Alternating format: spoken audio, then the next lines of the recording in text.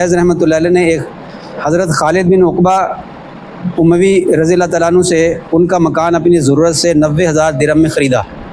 جب وہ فروخت ہو گیا اور خالد کے گھر والوں کو اس کی خبر ہوئی تو ان کو رنج اور صدمہ بہت ہوا۔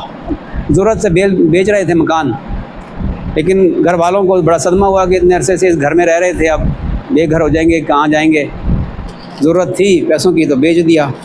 عبداللہ بن عامر بن قریظ رحمۃ اللہ علیہ نے حضرت خالد بن عقبہ رضی اللہ تعالیٰ عنہ صحابی ہیں سے ان کا مکان اپنی ضرورت سے 90,000 درہم میں خریدا۔ انہوں نے خرید لیا۔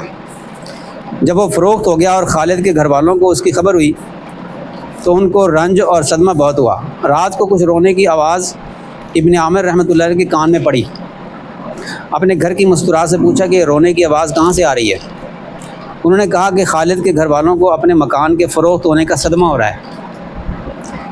اللہ۔ اسی وقت ابن عامر رحمۃ اللہ علیہ نے اپنے غلام کو ان کے پاس بھیجا اور یہ کہلوایا کہ مکان تمہاری نظر ہے، مکان میں نے ہدیہ دے دیا آپ کو، اور قیمت جو میں دے چکا ہوں وہ بھی اب واپس نہ ہوگی، یہ مکان میری طرف سے تمہاری نظر ہے۔